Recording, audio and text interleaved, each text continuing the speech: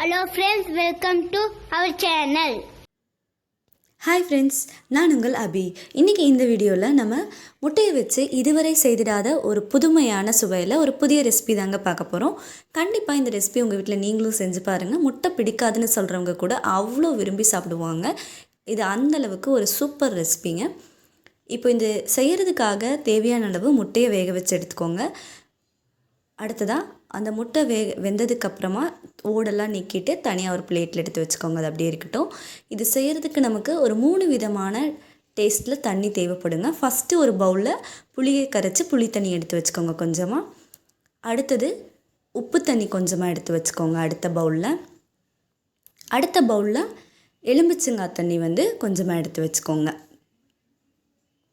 இந்த 3 சுவையில் தண்ணி ரெடியாக இருக்குது, அப்படியே இருக்கட்டும். அடுத்ததாக அடுப்பில் ஒரு பேன் வச்சுட்டு எண்ணெய் ஊற்றிக்கோங்க. எண்ணெய் நல்லா சூடாயிட்ருக்கு. இப்போது நம்ம ஒரு 3 பெரிய வெங்காயத்தை நீளமாக கட் பண்ணி எடுத்து வச்சுருக்கோம். அதை இப்போ எண்ணெய்க்குள்ளே போட்டு நல்லா பொரிக்க ஆரம்பிச்சிடலாங்க. இந்த ரெசிபியெல்லாம் நம்ம வீட்டில் செஞ்சுருக்க மாட்டோம். செஞ்சு சாப்பிட்டு பாருங்கள், ஒரு வேறு லெவல் டேஸ்ட்டாக இருக்கும். இது ஒரு பர்ஃபெக்டான ஸ்நாக் அண்ட் சைடிஷ் ரெசிபியாக இருக்குங்க. இப்போ பாருங்கள், நல்லா இந்த மாதிரி வெங்காயம் கோல்டன் ப்ரௌன் ஆனதுக்கப்புறமா அதை அப்படியே எடுத்துக்கோங்க.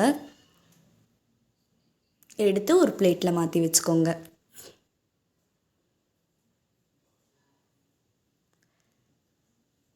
அடுத்ததான் பூண்டு ஒரு 7-8 பல் நீளமாக நம்ம கட் பண்ணி வச்சுருக்கோம். அதையும் எண்ணெய்க்குள்ளே போட்டு பொரிக்க ஆரம்பிங்க.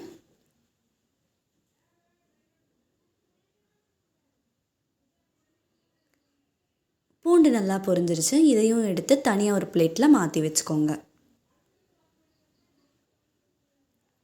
நெக்ஸ்ட் காரத்துக்கு ஏற்ற மாதிரி காஞ்ச மிளகாயை எண்ணெய்க்குள்ளே சேர்த்துக்கலாம். நான் இன்றைக்கி 2 காஞ்ச மிளகாய் சேர்த்துருக்குறேங்க. அது ஓரளவு வதங்கினதுக்கப்புறமா எண்ணெயிலேருந்து எடுத்துக்கலாங்க. இப்போ ஸ்டவ் ஆஃப் பண்ணிவிட்டு இந்த காஞ்ச மிளகாயையும் எடுத்துக்கலாம். இது வதங்கிடுச்சு பாருங்கள். இப்போது நெக்ஸ்ட்டு ஒரு மிக்ஸி ஜார் எடுத்துக்கோங்க. அதில் நம்ம வறுத்து வச்சுருக்க மிளகாயை உள்ளே சேர்த்துட்டு இந்த மாதிரி 1-2 அரைச்சி எடுத்துக்கோங்க. சில்லி ஃப்ளேக்ஸ் மாதிரி. அது அப்படியே இருக்கட்டும். அடுத்ததாக ஒரு பிளேட்டில் நம்ம வறுத்து வச்சுருக்கிற வெங்காயம் பூண்டு நல்லா கொஞ்சம் 1-2 பிச்சுட்டு உள்ளே சேர்த்துக்கோங்க. கூடவே நமக்கு தேவையான அளவு நம்ம அரைச்சி வச்சுருக்க மிளகாய் அதையும் உள்ளே சேர்த்துக்கோங்க. நம்ம காரம் நிறையா வேணும்னா இன்னும் கொஞ்சம் ஒரு 3-4 மிளகாயை வறுத்துட்டு அதை ஃபுல்லாக அப்படியே உள்ளே சேர்த்துக்கலாங்க, அந்த சில்லி ஃப்ளேக்ஸை. அவ்வளோதான், அந்த ஸ்டஃப் ரெடி ஆகிடுச்சு. இப்போ முட்டையும் ரெடியாக இருக்குது. இந்த முட்டையை இந்த மாதிரி நீல வாக்கில் ஒரு கத்தி இல்லை கரண்டி வச்சுட்டு நீட்டாக கட் பண்ணிக்கோங்க. ஃபுல்லாக கட் பண்ணிடக்கூடாதுங்க. ஒரு 3/4 அளவுக்கு இந்த மாதிரி கட் பண்ணிக்கோங்க. அடியில் நமக்கு அது ஒட்டி இருக்கணும். இப்போ நம்ம இந்த ஸ்டஃப்லேருந்து கொஞ்சமாக எடுத்து முட்டைக்குள்ளே வச்சுக்கலாம். இந்த எக் பீஜோவெல்லாம் நம்ம வீட்டில் கண்டிப்பாக செஞ்சுருக்க மாட்டோம். ஒரு முறை செஞ்சு பார்த்துட்டோம்னா விட மாட்டோம். அந்தளவுக்கு ரொம்ப ரொம்ப டேஸ்ட்டாக இருக்கும். இப்போது இந்த புளித்தண்ணி எடுத்துக்கலாம். அதிலிருந்து கொஞ்சமாக விட்டுக்கோங்க. இதில் தேவையான அளவு, டேஸ்ட்டுக்கு தேவையான அளவு நம்ம கூட குறைய விட்டுக்கலாம். நெக்ஸ்ட்டு சால்ட் வாட்டர் எடுத்துக்கோங்க. அதிலிருந்து கொஞ்சமாக இந்த எக் ஸ்டஃப் மிக்ஸ் பண்ணி வச்சுருக்கிற ஸ்டஃப்பில் விட்டுக்கோங்க. அடுத்ததாக லெமன் ஜூஸ், அதை எடுத்து கொஞ்சமாக இதில் விட்டுக்கோங்க.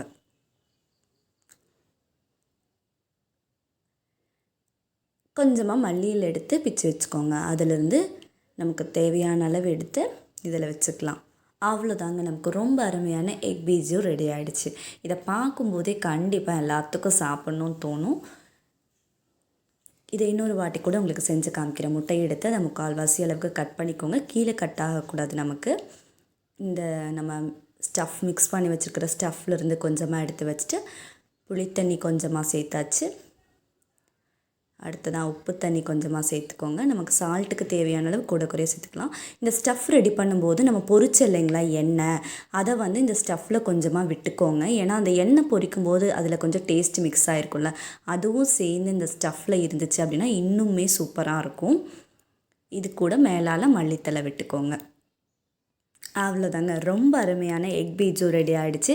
கண்டிப்பாக இன்றைக்கே உங்கள் வீட்டில் இதை செஞ்சு பாருங்கள், அவ்வளோ ஒரு சூப்பரான டேஸ்ட்டாக இருக்குங்க.